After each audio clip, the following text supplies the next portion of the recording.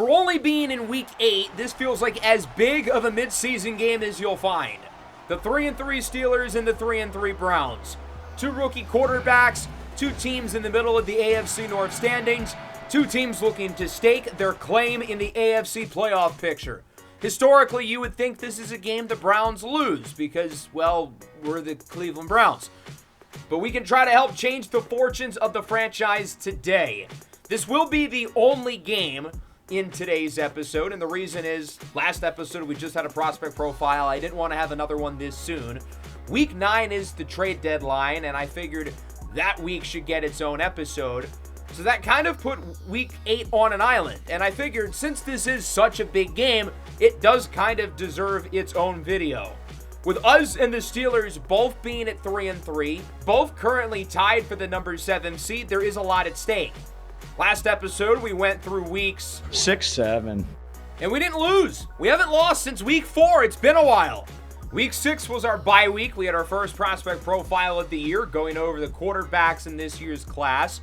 To recap what we went over last episode, it is a very fun group, despite the fact that, well, given we just used the number 1 pick on a quarterback, it's unlikely we'll use a super high pick on one again. But SMU's Tyree Wells has looked like the number 1 pick throughout the year. The race for QB2 is really exciting. Bryce Carver and Wyatt Cruz both playing really well in their most recent Week 5 games. Galeo Barron was not great in his first real test against Georgia. And Judah Hudson looked like a guy who might be 2 years away from being a pro in his most recent game against Louisville. This current order does not reflect the changes from the last episode of the Virginia Tech dynasty, however. And then in Week 7, against the 0-6 New York Jets, we took care of business 31-17. I guess with their trades in real life today of Sauce Gardner and Quinnen Williams, they're taking the whole winless for Wells, tank for Tyree thing a little bit too seriously. I thought we played really well, though. Kieran Riddle had a very solid outing. Justin Fields was not overly efficient. We had our best game of the year running the ball. That's been an issue of consistency for us, but Quinshon Judkins finally played well. Dylan Sampson looked good, too. And I was really impressed by the defense. I know we allowed a couple big plays, but other than the rookie corner Dominic Proctor, who really struggled, I thought the defense was great. Myles Garrett has come alive. Mason Graham finally with his first 2 sacks of the year. This definitely felt like our most complete win. Now, granted, it was against the Jets, who are probably the worst team in the NFL. It's going to be a little more challenging against a Steelers team who has finished 500 or above basically for 20 years. This is one of the best historical franchises in the NFL, while we are one of the worst. So you would think in a big game like this, the team with the veteran coach and the veteran roster and the team who knows how to win big games would probably have the advantage over a team like us, who, once we had the opportunity to play in a big game like this, we usually shoot ourselves in the foot. And that's why the Cleveland Browns continuously stay at the bottom of the standings. We're hoping to change that today against the Steelers, and I think the key for us will be the trench play. We played against the Steelers towards the middle of last year on the road and beat them, our first road win in Pittsburgh in nearly 20 years. Both defensive lines in that game were unblockable. We had like 8 sacks, it felt like. The Steelers' run defense was unbelievable. So I think the play in the trenches will really determine how the game goes, because that game ended up being super low scoring. We might have won like, 15-12, 15-14, or something like that. Neither offense could move the ball because the defensive line was so good. Challenge accepted, coach. They can try and double me, but it won't matter. Well, at least we know Mason Graham is locked in. I'd rather have him talking crazy than Shelby Harris did last year, although it's not like Mason Graham did anything before the bye week, but he is coming off a great game against the Jets. So I guess he's kind of earned the right to speak up, at least for now. The Steelers have the number 7 scoring offense, rare for them. The 20th ranked scoring defense, also kind of rare for them. I think the big key will be how the Steelers play defensively. Their offense has been really consistent this year, especially for having a rookie quarterback. 20, 21, 24, 27, 25, 33 points. If you look at their 3 losses, they've allowed 31, 31, and 35. In their 3 wins, they've allowed 13, 17, and 10. In the games they win, they allow 13.5 points per game. In the games they lose, they allow 32.5 points per game. So that means there's going to be a lot of pressure on our young offense. Kieran Riddle, who's had a pretty good rookie year in my opinion, is going to need to play well against a really talented defense. We're going to need to continue to run the ball well. Obviously, we're banged up in terms of the skill position room. Still no David Njoku. Still no Dorian Sahara. Defensively, we're going to have to be stout as well. We've looked really good on defense over the last week and a half, but we've got to keep that going. Through the first 4+ weeks, we had one of the worst defenses in the NFL. So the Steelers brought back Aaron Rodgers. He had a really solid season last year, leading the Steelers to a playoff spot, and I figured he would be the starter. Rodgers was dinged up during training camp, and first-round rookie Brennan Holloway had an opportunity to take the job, and that he did. For much of the year, it looked like Holloway was actually going to be the #1 pick, but he really struggled in the second half of the year. That playoff game in the second round against Georgia, he stunk. But I think he's been really solid so far for the Steelers. Much like Kieran Riddle, his numbers don't necessarily pop off the page, but he's been really, really consistent. If you look at his week-by-week accuracies, completion percentage above 60% all 4 weeks. He has thrown his fair share of turnovers, but he's coming off a really good game against the Bengals. Now, what I notice here is he was sacked 4 times in the first 3 weeks, 9 times in the last 2. He also missed week 4 against New Orleans due to an injury. Of course, this is shaping up to be a historically good rookie class. Holloway and Riddle have both played well, but their numbers do not stack up to the guys like Isaiah Tim, Zarius Stone, and Wambley Mendoza. Even Landon Dorsey out of Kent State is winning games for the Bears. Granted, he's a 61 overall backup, playing in place of an injured Caleb Williams, but he's arguably outplayed Drake May, Jared Goff, and Sam Darnold, who have all been really bad. If Jared Goff especially continues to struggle, there might be some conversations in Detroit about a quarterback switch, or at least conversations for me, which hurts me a lot because you guys know Jared's my dog. But, I don't know, maybe we need to get Clyde Poole in there. No Travis Etienne or Caleb Johnson. I'm relieved we don't have to worry about Johnson. He's played well against us in the past. So it'll be Nathan Henry, a player I almost drafted this year, leading the charge at running back. They've got Eli Drake, the talented second-round rookie out of USC, to pair with DK Metcalf, a really good tight end room, and a very talented defense. I've always felt like Myles Garrett has been a tier above TJ Watt, but Watt is still a first-ballot Hall of Famer. Jalen Ramsey is still really good. Alex Highsmith is awesome. Patrick Queen, Derek Harmon, the standout defensive tackle out of Oregon.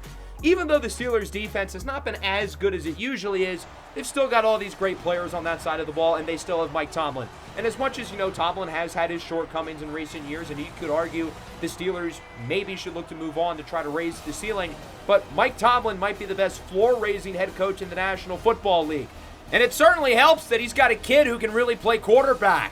First career meeting between Holloway and Riddle. They never played against each other in college. For much of the year, though, the projected top 2 picks in the draft before Holloway's stock took a nosedive. Play action rollout on the opening play. Kieran Riddle wants it all, looking deep. He's got Hickson! 46 yards to start the game. That's how you make a statement against your division rival on the very first play as Harmon goes to the locker room. That's a big loss. He's a good player. 46-yarder for Jontre Hickson, the rookie out of Virginia Tech. Go Hokies. Here's Quinshon Judkins up the middle with room, and the second play of the game is a 13-yard run for Judkins, coming off his best game of the year against the Jets, putting Cleveland in the red zone. 3rd and 9 at the 11. Riddle looks to throw it. Under a little pressure, it's caught by Judy, gain of 6, and that gives us an interesting 4th and 3. Scared money ain't make no money. It's a big game for us. We're going to pull out the stops and go for it. Here on 4th down and 3. Sampson, the running back in the backfield with Kieran Riddle. He'll look to throw it. Riddle surveys the field up the middle. It's dropped! Sampson had it in his hands, but Patrick Queen jars it away. And we take our first look at the Steelers' offense. Brennan Holloway, a native of AFC North rival Cincinnati. Awfully ironic because Kieran Riddle's from Baltimore. 3rd and 5, pass broken away by Newsome.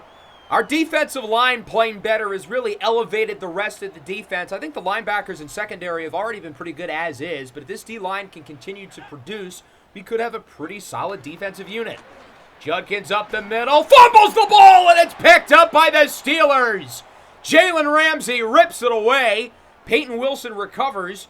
That's Markel Cobbs, the undrafted rookie out of Ohio State, the backup left guard who replaced Zach Zinner on the opening drive, going to the locker room. So our starting and backup left guard are now hurt. No need to review that. Clearly a fumble. 2nd of the year for Judkins, who lost one in our first matchup of the year against Baltimore back in week 3. 2nd and 9 at the 50. That one is hauled in for a first down by Eli Drake. 6'2", sub 4.3 40 time. It's easy to see why the Steelers got excited about him. Holloway up the middle. That one is hauled in inside the 15-yard line by Calvin Austin. Pittsburgh moving it nicely here as they try to punch it into the end zone, capitalizing off the turnover. 3rd and 3. Holloway under pressure from Myles Garrett, and he throws it away. Isaac Seumalo, their left guard, is hurt on the play, so we get the stop. It'll bring out the field goal unit. 24-yarder for the lefty, Ben Sauls, in his second year out of Pitt. Nepo signing as the kick is good, and that'll make it 3-0. So a good drive for the Steelers off the turnover, but we do get a stop in the red zone, and we get it back here on offense. Starting at the 25-yard line, Judkins looking to rebound off the fumble. Riddle scrambles around, tries to escape, tries to set his feet to throw it away, but he cannot. Peyton Wilson with the sack. That was a bad play by Kieran Riddle. He's got to be smarter, trying to do a little bit too much as it's 3rd and 27, backed up at the 8. Riddle rolls out. He's going to set his feet this time, lobs it up for Judkins. Oh my goodness, that ball went a long way. Nearly 70 yards in the air. It's broken up by Jalen Ramsey. So the Steelers get the stop. They'll get it back on offense. 3rd down and 1 from the 49-yard line. A little under 3 to go in the first. Off the blitz, Carson Schlesinger in the backfield. Sacks Holloway to end the possession. Big stop for the Cleveland defense. So far, so good for us on this side of the ball. Pittsburgh punts it away. Dominic Proctor, the rookie from Arizona, top pick of the 4th round on the return. Proctor with space, cuts to the left side. Proctor past the 40, past the 50, a huge return for Don Proctor, who really struggled last week against the Jets. He allowed a few really big plays defensively. We're trying him out at punt returner, and, well, that was a really nice play. Just about a minute left to go in the opening quarter. 3rd and 4. Riddle is incomplete. Jontre Hickson's got to turn around quicker. That's on the receiver. That was a perfect throw by Riddle, but miscommunications in terms of the timing. 46-yard field goal for the rookie, Paul Kosharchik, who has not missed yet this season. His kick is good, and we are knotted up at 3. So a solid drive, only able to tack on a field goal as the Steelers get it back late. From the 25-yard line to start the drive, it's Nathan Henry, the rookie from App State. Henry to the left side gets around 19. Power, physical, productive runner, one of the top backs in the country last year with the Mountaineers. And as I mentioned earlier, a player I ended up being really interested in the pre-draft process as he gets another first down to the 41. I almost picked him in the 5th round, ultimately opting against it late, but he easily could have been our RB3. Now he's the Steelers' RB1 due to injuries. Tied at 3-1. I think the Steelers have outplayed us up to this point, but we've kept the game obviously tied. Big drive defensively here. The Steelers are starting to move it down the field a little bit. Couple of really good runs by Henry. He might have the most rushing yards against us by a running back named Henry in the AFC North, and that kind of says something because we've played the Ravens twice. Granted, Derrick Henry missed one of those games, but still, that's not the point, as Calvin Austin gets the first down. 3rd and 11, now at the 22. Holloway looks to throw it. Scrambles around, under pressure, and he will throw it away. Baron Browning in the backfield. We signed Browning off the street in the preseason, and he continues to be a really solid piece for us. Even with Josh Paschal back, who we gave a lot more money to, Browning's getting more reps opposite Myles Garrett, as the field goal is good, and that will make it 6-3. Browns have it back. Neither team has yet to find the end zone so far today, although both offenses have moved the ball at a decent rate. Neither quarterback has been very accurate, though. Both guys right at around 50% completion percentage, as we'll go play action. Riddle scrambles to the right side under pressure from Watt. As a wide open man, you got to make that throw. Jamari Thrash had nobody near him. I feel like we've got to come down with that play somehow. 3rd and 8. Riddle will look short. Dylan Sampson breaks a tackle. Breaks another. Sampson breaks a third. He almost got it. Wow, that was close. What an effort by Dylan Sampson. I am going to punt the ball, though. I think it's a little too early to go for it in our own territory. Steelers back with it. It's Metcalf from the 20. Newsome will not catch him. An 80-yard touchdown. The safety was aggressive playing for the ball, and that decision backfired greatly because we had nobody else back there to stop DK, who's awfully fast. You're not catching up to him in a foot race. 13-3 now. Riddle misses on 3rd and 9 for Fannin. This is starting to get away from us quick. Really competitive in the first quarter, but we have looked sloppy here in the second. 3rd and 5. Holloway finds a gap, gets by JOK, and slides near the 50. Holloway was one of the better rushing quarterbacks in the draft last year. He's not as fast as Riddle or Stone, certainly not as fast as Isaiah Timpf, but he's a smart, savvy scrambler as he lobs it up. DK Metcalf to the 12. Greg Newsome got absolutely cooked on that play, and the Steelers now have it in the red zone looking to add to the lead. 2nd and 10, Nathan Henry finds space. He's in for a touchdown, and the Pittsburgh Steelers have outscored Cleveland 17-0 in the second quarter. This has gotten ugly.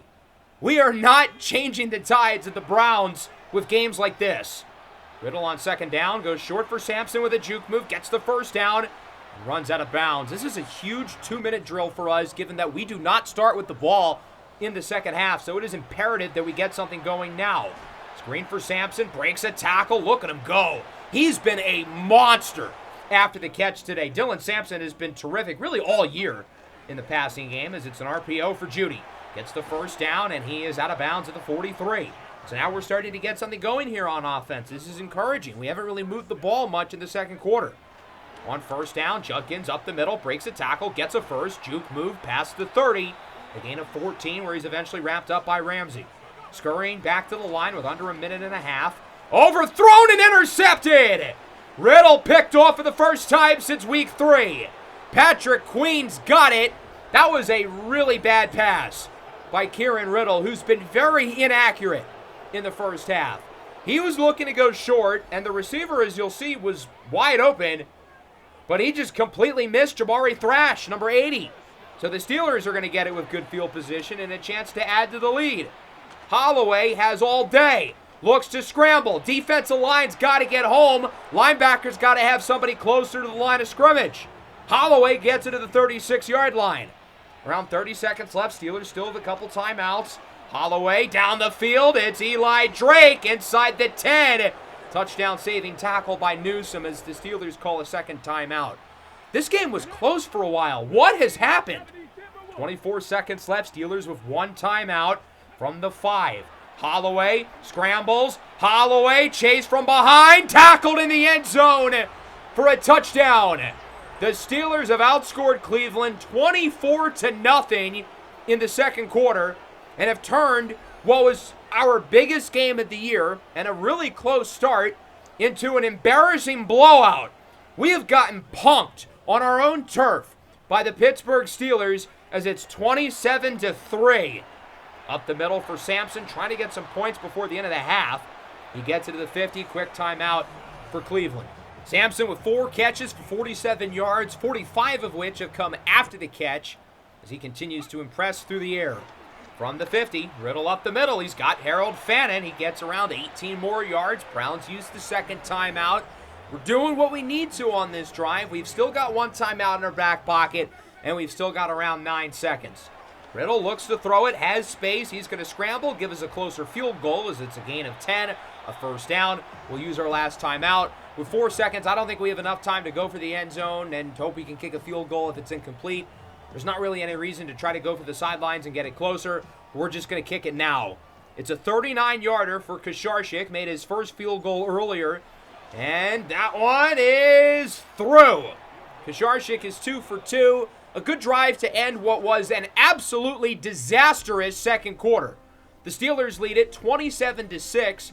And I would argue some meat was left on the bone by Pittsburgh. I feel like they could have had more. Brennan Holloway's made some big plays, but he's been really inaccurate in this game. He's missed a lot of throws. As we take a look at our halftime report, we'll start on Thursday night. Caleb Williams back for the Bears. Chicago certainly was not back, however. The New York Jets win their first game of the year, 28-14. Maybe they should just keep Landon Dorsey in there at quarterback all along. The 61 overall 6th-round rookie from Kent State. Commanders and Giants, 5-2, 6-1. Huge matchup in the NFC East here at the Meadowlands. It continues to be a darty party in New York. I mean, this guy has completely changed the tides of this franchise and looks like one of the young faces of the NFL. Giants lead 17-7. In Minnesota, the Vikings have been a very pleasant surprise at 5-2. They're facing off against the Buccaneers at 3-4. Big physical run up the middle. Aaron Jones in for a touchdown, the only end zone trip of the first half. The Bucs offense looked really good early in the year, except for the game against us. Now they're kind of bad again. I don't know what to make of Tampa Bay. Here's a look at your other halftime scores, none of which are as much of blowouts as we have here. An embarrassing first half, quite frankly, from the Cleveland Browns. Our biggest game of the year, an opportunity to prove ourselves as a playoff contender against a division rival at home, 2 rookie quarterbacks, and it's been horrible. Riddle, 13 of 24, 167. He has not played a good game. 154 of those yards through the air. Holloway, 12 of 23, 224 passing yards. He also has 46 on the ground. Brennan Holloway's missed a lot of throws, but he has played an overall strong game. As Nathan Henry loses 5, it's Myles Garrett. Henry had 10 carries, 64 yards, and a score in the first half. Good play there by Myles Garrett, who didn't really put up any numbers in the first half, but I actually think he's played a really good game. He's got a bunch of hits and pressures in the backfield. Number 95 has been the least of our problems today, put it that way. Holloway looking deep. Drake is open, but it's broken away late by Denzel Ward. So the defense gets a stop. That's encouraging after the defense was absolutely terrible in the second quarter. Number 10's got a lot to show after a disappointing first half as Sampson only gets 2. TJ Watt with the tackle. We've got a decision here, 4th and 2 at around the 50. I mean, we're down by 21. What's there to lose? We're going to go for it. Here on 4th down, it's Judkins up the middle with plenty of space. An easy first down. He rams through the DB and gets around 11. A good run there for Judkins as the offense looks to put themselves back on the board. We haven't scored a touchdown yet. On 1st down, Riddle under pressure, scrambles around. No one's home. Riddle tries to get out of bounds, but he is sacked. Peyton Wilson, his 2nd of the game. He's been impressive. Also recovered the fumble earlier. 3rd and 13. Riddle up the middle. He's got Judy. Big hit by Patrick Queen. Judy a little shaken up. So if Jerry Judy's out of the game, then our wide receiver 1 becomes Jamari Thrash. Yikes. 4th and 3. We're going to go for it again. Already converted earlier on the drive. Riddle looks to throw it. Looking for Fan, and it's dropped. I know the throw is a little bit behind. Certainly not perfect on the part of Kieran Riddle, but, man, you've got to catch that ball. It was in your hands. So the Steelers get another 4th down stop defensively. They get it back on offense. Here's Nathan Henry to the left side.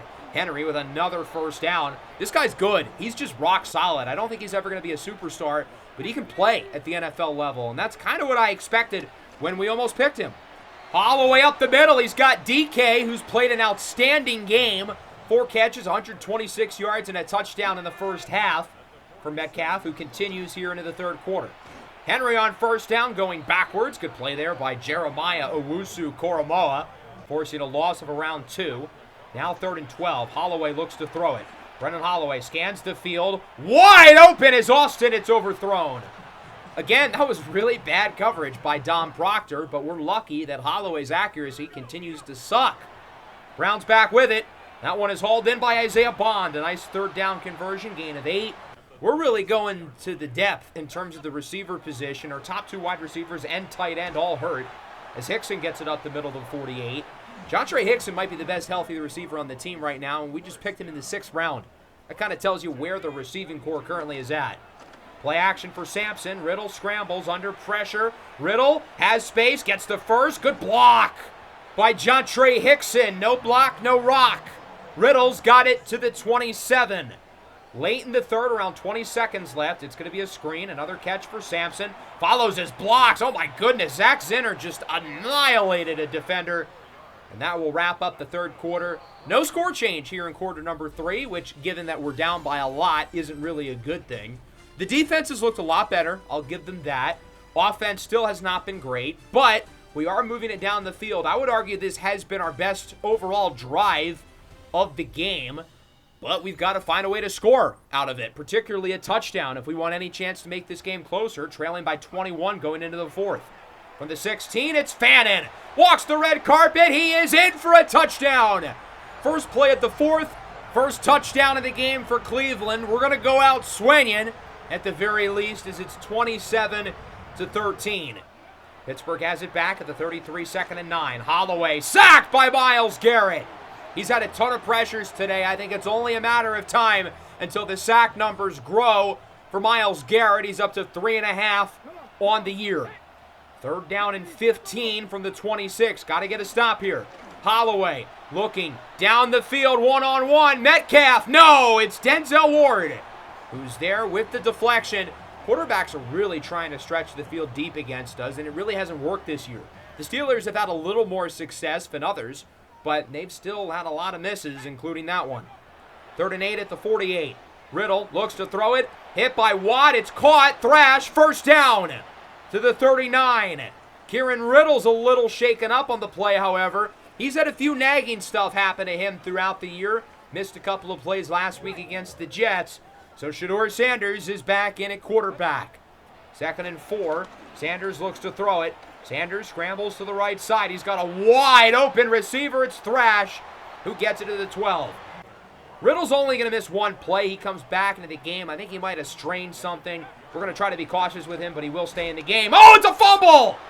Patrick Queen punches it out. Luckily, Ethan Posich is there to recover it. Second fumble at the game for Judkins, who's lost the ball 3 times this year.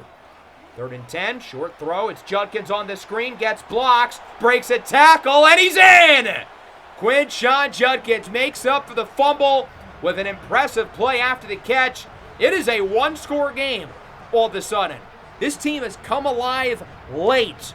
We're going to go for 2, try to cut the lead within 6. When you're down by 8, kids, always go for 2.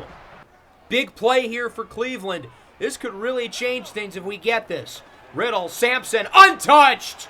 27-21. We've still got work to do, but we're back in the ball game with 5 to go. The defense has allowed 0 points in the second half. They have been terrific. Let's get another stop. Let's give our offense, who has 15 points over the last 2 drives, an opportunity to win the game. From the 34, Jonnu Smith in motion. I imagine they're going to run it a lot, but not on this play. Holloway is sacked. Jeremiah Owusu Koramoah off the blitz. Now 3rd and 12 at the 32. Holloway looks to throw it. Holloway up the middle. It's caught. Metcalf with the first down to the 47. That is a major buzzkill. That is gigantic for the Steelers to try to kill some of this momentum that we've been building since the start of the quarter. 2nd and 10. Holloway, play action. Schlesinger bites. And it's somehow caught. Oh my goodness, what a catch. Sky Moore is first of the game, but it is a big one. From the 42, 2.5 to go. Holloway pitches it to the outside. Henry loses a couple. Denzel Ward brings him down. Browns use their second timeout. They've still got 1 in their back pocket. 2nd and 11 now from the 43. Holloway, joined by Henry, looks to throw it under pressure. He's sacked. Mike Hall brings him down. A big play for the Cleveland defense. We've sent a ton of pressure in this fourth quarter with 3 sacks as it's 3rd and 17, out of timeouts. First down would win it for the Steelers. Holloway looks to throw it under pressure. Lobs it up for the end zone. No, it's incomplete. Ward with the deflection, and the defense gets the stop, gives the offense a chance to win. They're showing Shedeur Sanders leading the offense, but it will be Kieran Riddle out there on the field. We need 84 yards. We've got no timeouts. Let's see what you got, rookie. On first down, it's Sampson to the left side. Sampson tries to shrug off the tackle. He gets 4, and that will bring us to the 2-minute warning. Biggest drive in the NFL career of Kieran Riddle, who hasn't played a very good game overall, but when the chips have been at the front of the table and the lights have been the brightest, he's been exceptional during these last 2 drives. Riddle rolls out to the right side. Wide open. He misses Hickson. Got to make that pass. That's a gain of probably 25 yards if he makes that throw. He has not done a good job today of making throws off platform on the run. So he feels like he's got to go short, but Hickson only gets a yard. That'll make it a 4th and 5. This is for the game. Riddle under pressure, lobs it up, and it's caught. Hicks into the 31. That'll keep the drive and thus the game going.